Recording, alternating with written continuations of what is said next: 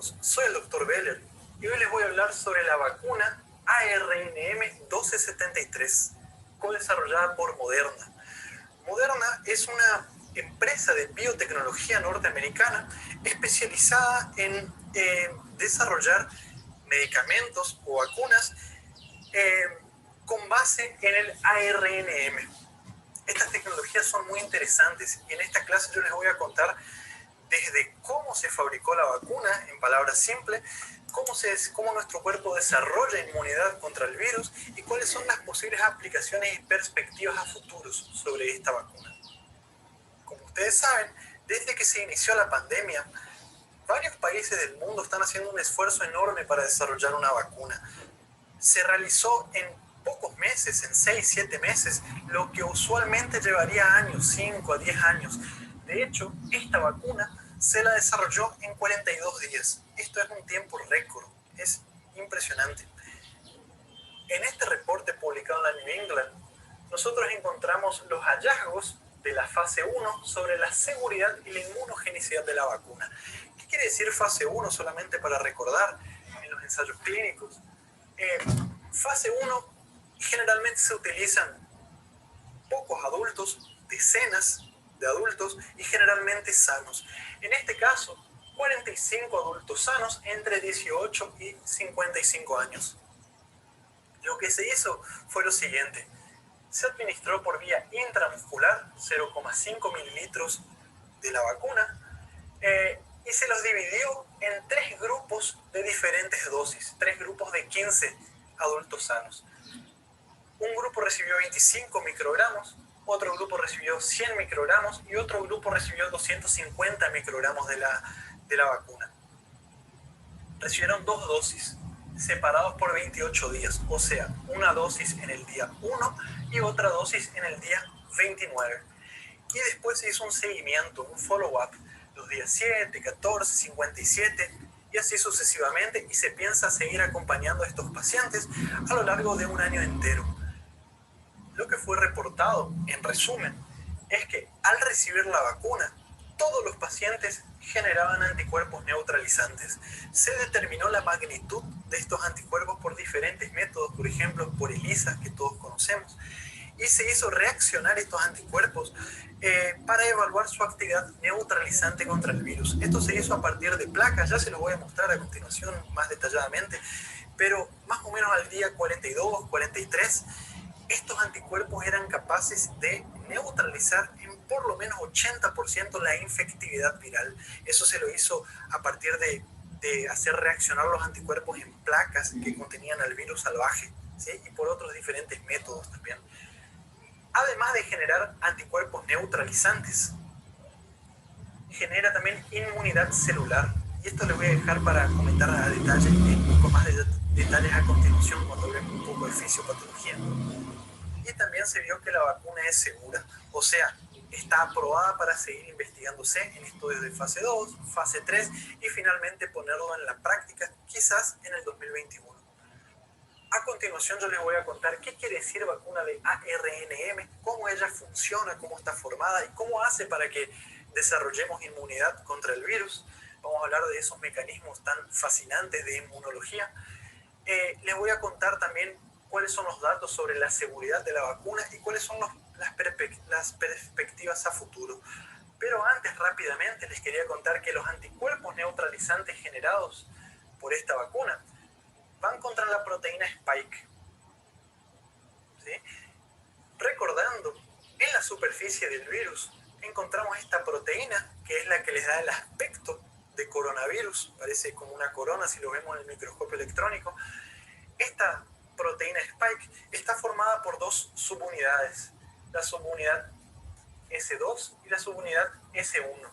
En la subunidad S1 se encuentra el dominio de unión contra el receptor. Y este dominio de unión al receptor, para los fines prácticos, sirve para 2 cosas. Por un lado, él se une al receptor en la célula, suponiendo que esta es una célula, por ejemplo, un neumocito, las células del epitelio pulmonar, ¿sí? tienen este receptor en su superficie, que es la ECA2, que ya todos conocemos por los videos de fisiopatología. El virus utiliza esta proteína para hacer contacto con la ECA2 y de esa forma internalizarse. Se fusiona y se internaliza, ingresa a la célula y allí comienza el problema. Si nosotros tenemos estos anticuerpos que se unen al dominio de unión al receptor, se unen, impedirían que ocurra esta unión, ¿sí? Evitando la infección viral. Pero los mecanismos que llevan a la protección contra el coronavirus, en el caso de esta vacuna, son más complejos y apasionantes que esto, y les voy a contar a continuación. Voy a borrar un poco acá, ¿sí? Veamos ahora de manera simple en qué consiste la vacuna de ARN mensajero. Como ustedes saben, en general, las vacunas pueden estar formadas o por virus enteros, como en caso de virus vivos atenuados. Atenuados quiere decir el virus está debilitado, se lo somete a diferentes procesos físicos y químicos que hace que el virus se debilite y no produzca infección. De esa manera se la introduce en nuestro organismo para generar inmunidad. Por otro lado, las vacunas pueden ser de virus inactivados, o sea, virus muertos, entre comillas, ¿sí? Por otro lado, las vacunas pueden ser formadas por proteínas virales, ¿sí? Y existen otras vacunas formadas por ADN y en este caso por ARN mensajero. ¿Cuál es la desventaja de estas vacunas? Por un lado, estas vacunas son más caras, son más difíciles de producir, llevan más tiempo, ¿sí? En el caso de por ejemplo, las vacunas de virus vivos atenuados, si bien los virus están debilitados, en algunos casos podrían reactivarse en nuestro organismo. Esto es una preocupación, sobre todo en patologías como la COVID-19, ¿sí? Las vacunas formadas por fragmentos de proteínas virales son menos eficientes para estimular al sistema inmune, y ya se los voy a explicar por qué, para que van a ver que lo van a entender de manera simple, ¿sí? Entonces, la vacuna formada por ARNM, recordando que el ARN mensajero sería como un plano en donde están las instrucciones para que nuestro organismo, nuestras células, elaboren las proteínas. Las proteínas pueden ser estructurales, pueden ser proteínas de diferentes funciones. En este caso, la ingeniería genética hace que este ARNM codifique para la síntesis de la proteína Spike, como les voy a mostrar a continuación. O sea, esta vacuna no contiene ni virus vivos debilitados, ni virus muertos, ni fragmentos proteicos de la COVID-19. Dicho de otra forma, esta vacuna no es capaz de producir COVID-19, no nos va a enfermar, ese riesgo no existe, ¿sí? ¿Por qué? Porque está formado simplemente por un fragmento del ARN mensajero que codifica para una proteína cuya función es, digamos, la unión con el receptor. Nosotros vamos a desarrollar anticuerpos para atacar a esa proteína viral y evitar que el virus entre en nuestro organismo. Esto es muy importante. Por otro lado, esta vacuna es más barata, es más fácil, según los especialistas en el área, ¿sí? Es más simple de fabricar, y por otro lado lleva menos tiempo. En este caso, se la construyó en 42 días, un tiempo récord. ¿Qué es lo que se hizo? Lo primero de todo, se aisló al virus de un paciente infectado en China, ¿sí? Cuando comenzó la pandemia. Se estudió a este virus y se secuenció, ¿sí?, su información genética, y a partir de esta secuencia, cuando se la conoció, ¿sí?, se la subió a una plataforma pública. Se subió esta secuencia genética. Una vez hecha pública esta secuencia genética, se identificó qué parte de esta secuencia genética del virus correspondía a la proteína Spike. Una vez que se la conoció y se la obtuvo, la biotecnología se utilizó para construir una forma sintética de esta proteína. ¿De qué forma? Se elaboró por diferentes mecanismos complejos un ARNM que contenía esta información genética. ARNM. Y les repito, se utilizó solamente esta secuencia del virus y se la modificó para formar un antígeno que nosotros llamamos de antígeno S2P. Es como se llamó a este antígeno, el cual es en realidad una forma modificada de la proteína Spike. O sea, este ARNM, hecho de manera sintética, sirve para sintetizar a este antígeno, el cual es la proteína Spike modificada. Ya les voy a mostrar con más detalles a continuación. Pero lo importante que se entienda acá no es el virus completo el que se utiliza. O sea, es como si hicieran solamente la secuencia genética de mi dedo y no de mi cuerpo completo. O sea, esta vacuna no es capaz de provocar una infección por SARS-CoV-2. Cuando una persona se infecta con el SARS-CoV-2, desarrolla anticuerpos neutralizantes en algunos casos contra esta proteína justamente. El suero o el plasma de los pacientes que tuvieron la infección tienen estos anticuerpos y se utilizó esos sueros, digamos, para comparar con los pacientes que se vacunaron para ver si desarrollaban igual o mayor cantidad de los mismos anticuerpos. Y eso es lo que se obtuvo con este estudio. Ahora, a título de curiosidad, cuando los científicos desarrollaron este ARNM, ellos modificaron la secuencia genética. ¿Para qué? Para que cuando nuestro cuerpo sintetice, o sea, elabore la proteína Spike, lo haga de manera estabilizada. O sea, que la proteína Spike esté estabilizada en su forma de prefusión. Esa es la diferencia con la proteína Spike del virus salvaje. ¿Qué quiere decir en su estado de prefusión? Como ustedes saben del video de fisiopatología, y ya les digo que tienen que mirar el video de actualización de julio de la fisiopatología de la COVID-19, donde se explica con más detalles, ¿sí? El virus, cuando se va a unir con el receptor ECA, la subunidad S1 y S2 se produce como un clivaje entre esas unidades, y de esa manera el dominio de unión al receptor se puede unir de manera más efectiva con su receptor y provocar la fusión y la entrada viral. Entonces, esta proteína Spike está en su forma estabilizada. ¿Y para qué?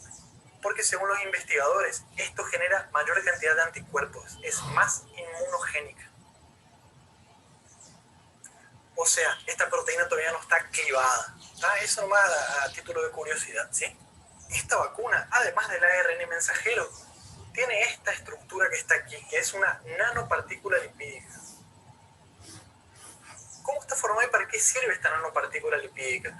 Está formado por 4 tipos de lípidos diferentes, los cuales le dan estructura a esta molécula y también le dan protección.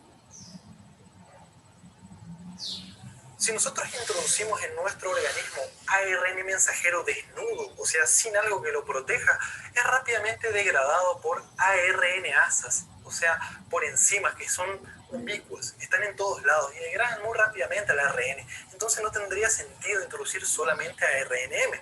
Esta nanopartícula lipídica, además de servir como estructura, lo protege de estas ARNasas, ¿sí? Además, estas nanopartículas lipídicas están decoradas, como dice el artículo, ¿sí?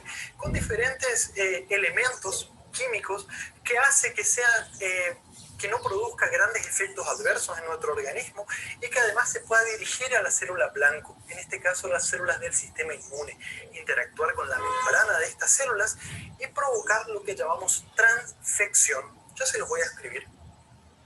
Entonces, de esta forma se fabricó la vacuna, la cual, y perdónenme mi dibujo aquí, ¿sí?, se la introduce por vía intramuscular en el deltoides, que es lo que yo quise hacer acá, y ese líquido conteniendo este material va a viajar por los ganglios linfáticos hasta llegar a su célula blanco, que son las células del sistema inmune, principalmente las células presentadoras de antígenos profesionales, células dendríticas, macrófagos y en algunos casos linfocitos B, pero principalmente macrófagos y células dendríticas.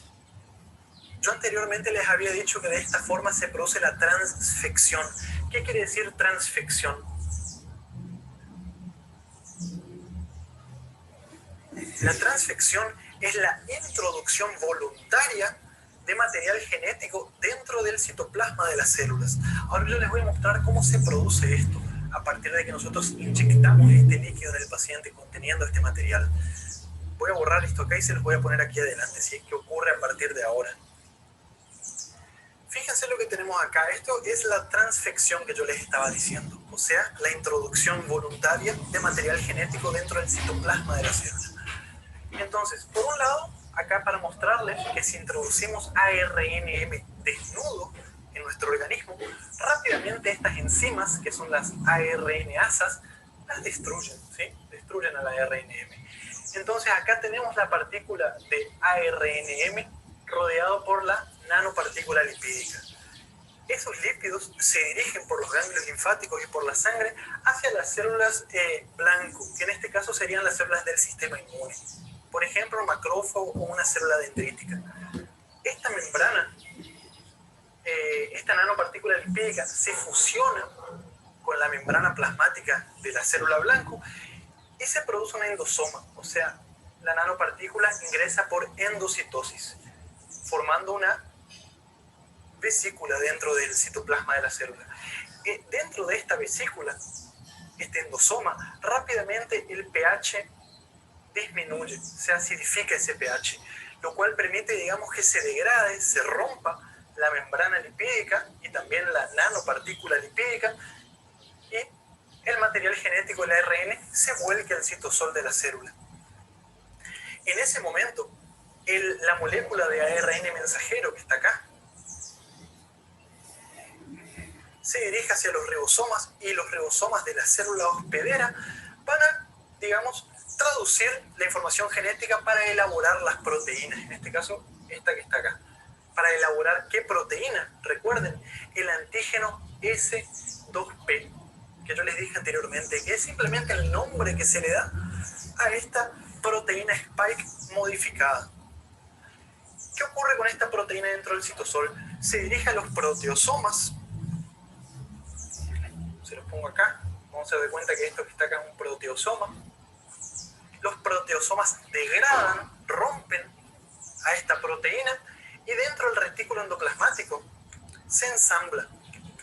Y lo que ocurre es lo siguiente. Tenemos acá un complejo mayor de histocompatibilidad de tipo 1, ¿sí? El complejo mayor de histocompatibilidad de tipo 1 se une a uno de los fragmentos, ¿sí?, de esa proteína Spike modificada que fue degradada por los proteosomas y se dirige hacia la membrana plasmática. Entonces, el complejo mayor de histocompatibilidad de tipo 1 va a presentar a esa proteína producida en nuestro citosol, o sea, una proteína generada de manera endógena por nuestro organismo, va a presentar a este epitopo, ¿sí?, que va a estimular a los linfocitos, en este caso, linfocitos T, CD8, que son los linfocitos killers, ¿sí?, los linfocitos citotóxicos. Recuerden que cuando una proteína se elabora de manera endógena en nuestro citosol, como por ejemplo tras una infección viral, ¿sí?, o en este caso las vacunas, esas proteínas generadas de manera endógena van a ser presentadas por el complejo mayor de histocompatibilidad de tipo 1. Este complejo mayor de histocompatibilidad se encuentra presente en básicamente todas las células nucleadas. ¿Y cuál es su función? Presentar proteínas formadas endógenamente al linfocito T citotóxico, CD8. ¿Para qué? Para cuando ocurra una infección, este linfocito T reconozca más rápidamente a este antígeno presentado y de esa manera libere perforinas, grancinas, o sea, sustancias químicas, les pongo acá, ¿sí?, perforinas y grancinas, las cuales van a destruir, van a inducir la apoptosis de la célula infectada. Entonces, posteriormente, cuando ocurra una infección, esto va a ocurrir de manera mucho más rápida. Ahora, esto no es lo más importante que ocurre con esta vacuna, y esta parte es un poco compleja de explicar. Por favor, presten atención aquí, ¿sí? Como esta nanopartícula lipídica se introduce en el citoplasma de la célula por una vía de fusión de las membranas o por endocitosis, y por diferentes vías alternativas, Estas proteínas generadas de manera endógena también son presentadas a través del complejo mayor de histocompatibilidad de tipo 2. ¿Y por qué no les hago esta resalva? Porque clásicamente, para que una proteína sea presentada por el complejo mayor de histocompatibilidad del tipo 2, tiene que ser fagocitada, o sea, tiene que ser una proteína exógena. En este caso es una proteína endógena, fue generada por síntesis intracelular. ¿Sí? Esa es la diferencia, si ustedes recuerdan los conceptos básicos de inmunología. Ahora, hay un paréntesis allá abajo en la página de los libros, sí, escondido, que dice que existen algunas vías alternativas, vías no clásicas de presentación de proteínas endógenas. Y este es uno de los casos. ¿Sí? Estas proteínas entonces también son presentadas a través del complejo mayor de histocompatibilidad de tipo 2. ¿Y cuál es la importancia de esto? A través de esta presentación se produce la interacción con los linfocitos T CD4, o sea, los linfocitos T helpers. ¿Y dónde está este complejo mayor de histocompatibilidad de tipo 2? Principalmente en las células presentadoras de antígenos profesionales, que son el blanco de esta vacuna, ¿sí? A diferencia del tipo 1, que está en todas las células nucleares. Son las células presentadoras de antígenos profesionales que son capaces, a través de este complejo mayor de histocompatibilidad, de interactuar con estos linfocitos. ¿Y cuál es la importancia de esto? Fíjense, estos linfocitos TCD4 van a comenzar a liberar citoquinas. En el caso de la estimulación por esta vacuna, esas citoquinas van a ser predominantemente de tipo T helper 1. ¿Cuáles son esas citoquinas? Por ejemplo, el interferón gamma, la interleuquina 2, el factor de necrosis tumoral alfa, etc. ¿Qué van a hacer esas citoquinas? Esas citoquinas, y se las pongo acá porque no tengo más espacio, ¿sí? Las pongo acá. Por un lado, van a estimular a estos, ¿sí? Van a estimular a los linfocitos T citotóxicos. Se va a expandir el sistema inmune, ¿eh? Va a aumentar la inmunidad de tipo celular. Por otro lado, estas citoquinas van a activar a los macrófagos, van a aumentar la inmunidad de tipo celular contra los patógenos intracelulares, en este caso, los virus. Y por otro lado, van a estimular a los linfocitos B, a que se produzcan linfocitos B de memoria, y también a que se diferencien a células plasmáticas. Estas células plasmáticas van a generar inmunoglobulina G, en este caso de tipo neutralizante contra la proteína spike del virus. De esta forma, cuando la persona se infecte por el SARS-CoV-2, ya va a tener una expansión de estas células, van a tener células T-helpers de memoria, linfocitos B de memoria, células plasmáticas y anticuerpos neutralizantes. O sea, esta vacuna estimula los dos brazos del sistema inmune, tanto la inmunidad celular como a la inmunidad humoral,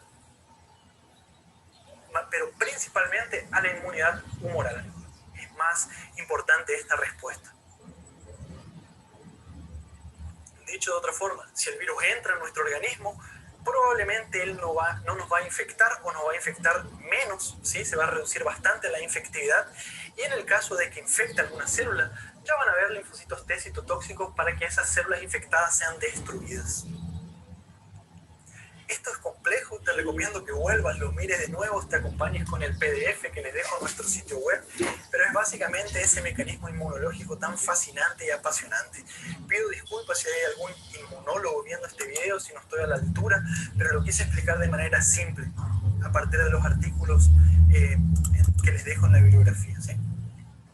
A continuación, y para terminar, les voy a contar cuáles fueron los resultados reportados en este estudio de fase 1 sobre esta vacuna. Veamos de manera resumida los datos de la seguridad, las estadísticas, los números específicos, pueden leerlo en el artículo o en el resumen que les dejo en la página web, ¿sí? Pero en general, recuerden que los pacientes eran divididos en 3 grupos. los grupos que recibieron 25 microgramos, 100 microgramos y 250 microgramos.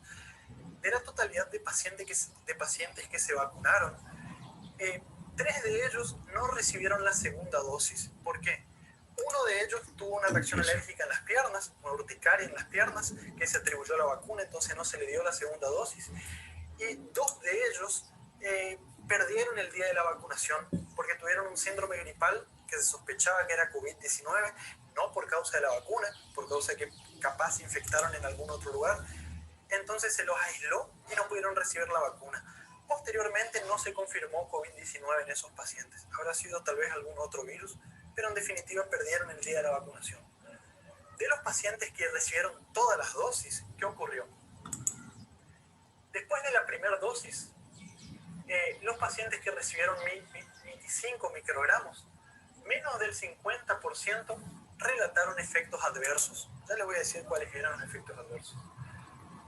Ahora, de los pacientes que recibieron 100 microgramos y 250 microgramos, más del 50% reportaron efectos adversos. ¿Cuáles eran esos efectos? Dolor local en el sitio de la inyección, mialgias, artralgias, fatiga, ¿tá? Fiebre en algunos casos.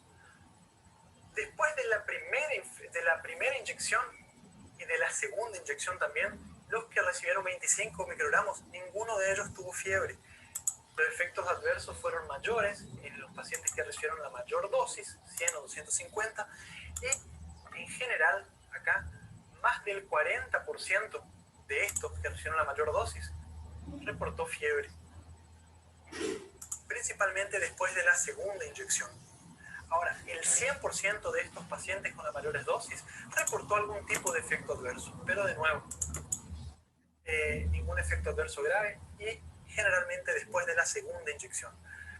Resumiendo y de manera general, ¿sí? Considerando todas las vacunas y todas las dosis, los efectos adversos fueron más del 50%, pero ningún efecto adverso grave. Los efectos adversos ocurrieron principalmente en los que recibieron las dosis mayores. Con respecto a la respuesta inmune, la respuesta inmune, recuerden que es de tipo humoral, como les dije anteriormente, y de tipo celular. Todos los pacientes, ¿sí? El 100% de los pacientes tuvieron cero conversión después de la primera dosis, ¿sí? Más o menos los 15 días desarrollaron anticuerpos. Ahora, no todos esos anticuerpos eran neutralizantes. Hay 2 tipos de anticuerpos que se formaron. Anticuerpos de unión a la proteína Spike y anticuerpos neutralizantes. Y fíjense cómo no es lo mismo unirse que neutralizar. Fíjense esta analogía simple, ¿sí?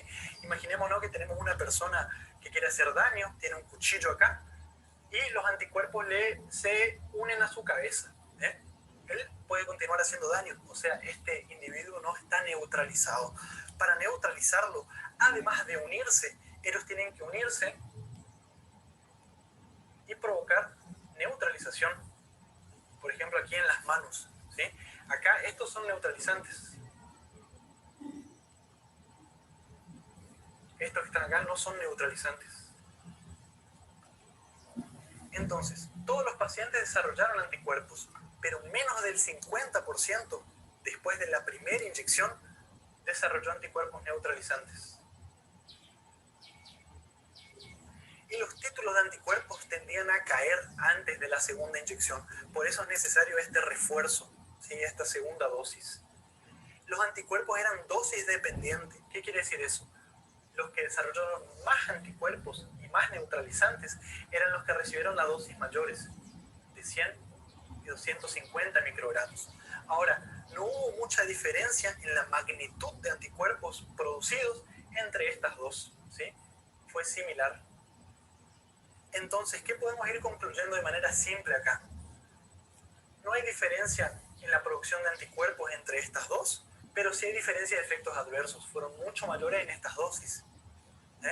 Por otro lado, los pacientes que tomaron 25 microgramos tenían menor cantidad de efectos neutralizantes. Entonces, ya respondiendo acá a la tercera pregunta, ¿cuál fue el mejor perfil? Bueno, principalmente estos acá, que recibieron 100 microgramos. ¿No? Ahora, siguiendo con la seroconversión, se los pongo acá. Después de la segunda dosis, el 100% de los pacientes desarrolló anticuerpos neutralizantes, incluyendo los que recibieron 25 microgramos.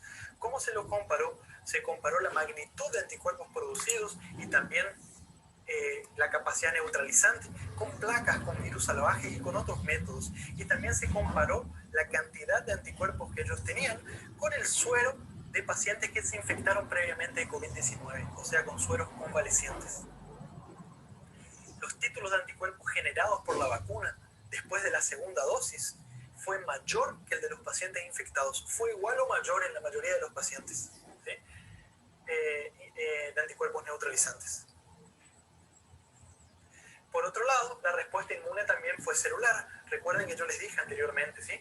Se desarrolla una respuesta inmune celular de tipo T, CD4, con predominio de citoquinas de tipo T helper 1, los cuales van a estimular a los linfocitos T, CD8, van a estimular también a los macrófagos y también van a estimular a la formación de inmunoglobulina G.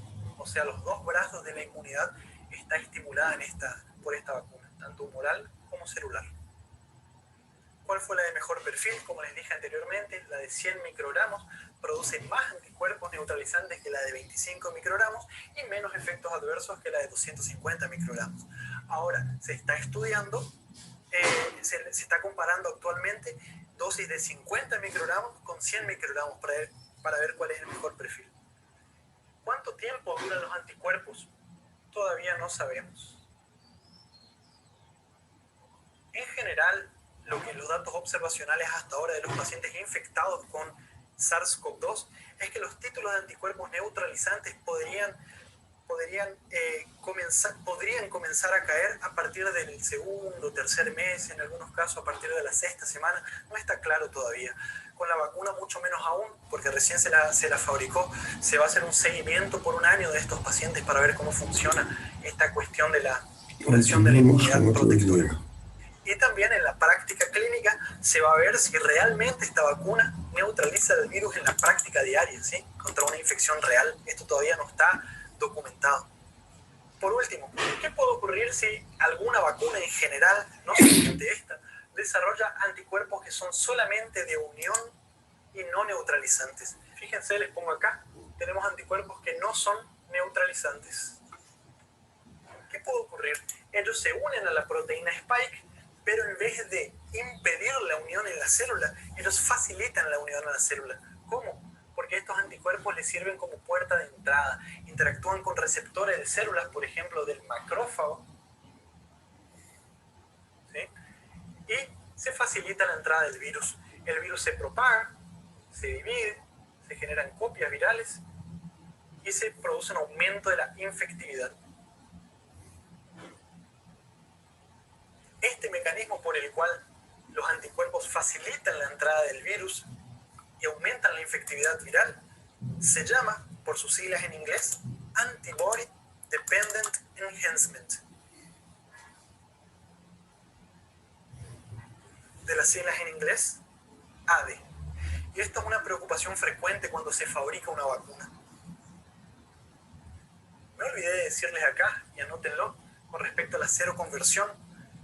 Después de la segunda dosis, más o menos al día número 43, ¿sí? En media, los pacientes tenían anticuerpos neutralizantes suficientes para disminuir la infectividad viral en el laboratorio de por lo menos el 80%. Esto que está acá es importantísimo. Entonces, en resumen, esta vacuna estimula ambos brazos de la inmunidad, genera anticuerpos neutralizantes y en general los efectos adversos reportados no son graves. Entonces, esto dio el pie y se aprobó para que continúen haciéndose estudios en fase 2 y fase 3. A medida que vayan saliendo nuevos reportes, nuevos resultados, yo voy a actualizar estos videos para continuar manteniéndolos informados. Si te gustó el video, por favor déjame tu comentario, compartí el link de este video en tus grupos de WhatsApp, Telegram, en En fin, si vos hiciste un dibujo mejor que el mío, mándamelo por las redes sociales, por Instagram, que me gusta republicar los dibujos que hacen los seguidores. Y bueno, nos vemos muy pronto con mucho más material. Chau, chau. Los infrarrojos lejanos.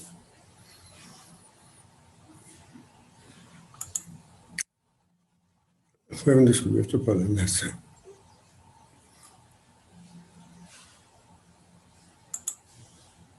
En nutrientes, el número 1 es Ganoderma, que tiene 400 nutrientes.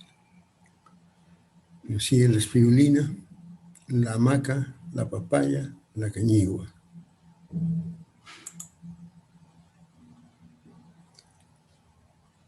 Y frente al COVID, los chinos han hecho pruebas y han encontrado que el favipiravir es un excelente fármaco. Su acción consiste en el bloqueo de replicación viral y en la inducción de una mutagénesis, de tal que supone una pérdida de la actividad infectiva de los virus gripales. Así opinan los médicos italianos. Ahora sabemos que el hecho de proporcionar oxígeno vía ventiladores no ayuda.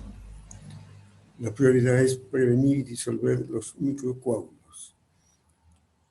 Ahora estamos monitoreando la saturación de oxígeno de los pacientes con un simple oxímetro de pulso de uso casero. Y llevando al hospital si cae al 93% o menos. Ahora usamos dos medicinas importantes, favipiravir y remdesivir, que son antivirales que pueden matar el coronavirus. Sigue la opinión de especialistas.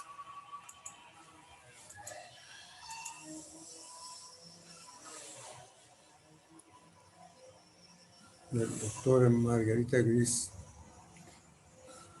hace un llamado a que las células, las que están en el hipocampo, no pueden sobrevivir más de 3 minutos sin oxígeno. Nos está alertando para que tengamos cuidado con el uso de las mascarillas. El doctor Gosch dice que las recetas son la tercera causa de la enfermedad.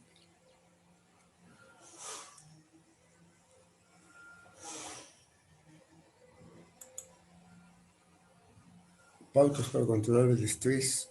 El señor Gurdjieff habla de que no hay armonía en los yo que habitan nuestro cuerpo.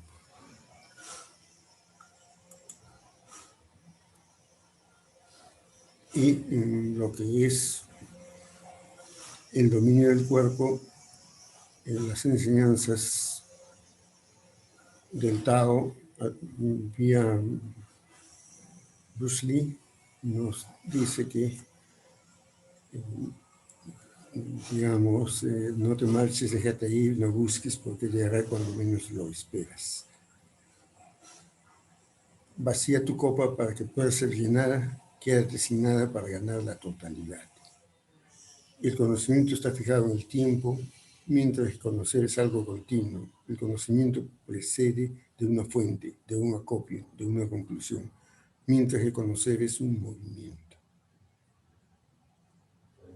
Ningún luchador utiliza violentamente su pierna hasta que la ha calentado cuidadosamente. El mismo principio es igualmente aplicable a cualquier músculo que haya de ser usado vigorosamente. Conclusiones. El COVID-19 es un virus que no entra en las células, es más débil que el virus del resfriado. Lo que se requiere es prevención, buenos nutrientes, evitar las comidas que generan acidez, carnes rojas, comida chatarra. El cuerpo debe ser más alcalino, ingerir verduras, carne de pollo, pescado, frutas. Algunos expertos, entre ellos la doctora Cahill, recomiendan no ponerse vacunas porque el virus es limitado y no merita usar vacunas para combatirlo. Basta con antigripales. Y los médicos italianos dicen, usamos dos medicinas importantes, favipiravir y remdesivir, que son antivirales que pueden matar el COVID. Muchos especialistas opinan que es mejor volver a las condiciones anteriores a la cuarentena, ya que el virus no amerita el peligro que tiene. Visión de futuro, se habla de la impresión 3D. La impresión 3D ha llegado para quedarse, cambiando la manera en cómo tradicionalmente se fabricaban objetos de diversa índole. Se habla de industria alimentaria y finalmente las interfaces neuronales. ¿Qué cosas son? Son los sistemas máquina-cerebro y la unión de la parte biológica con la no biológica. La no biológica está formada por las prótesis. ¿Y cómo se comunica la biológica con la no biológica? Vía el motor eléctrico que está en nuestro corazón. Los principales desarrollos e investigaciones que se han realizado en este campo buscan recuperar las funciones de visión y audición mediante prótesis que estimulan eléctricamente áreas específicas de la corteza, correspondientes a la percepción de esos sentidos. Y ya se han logrado resultados. Se ha logrado que los ciegos vean, que los sordos escuchen, por un tiempo limitado, inicialmente 1 año. Gracias.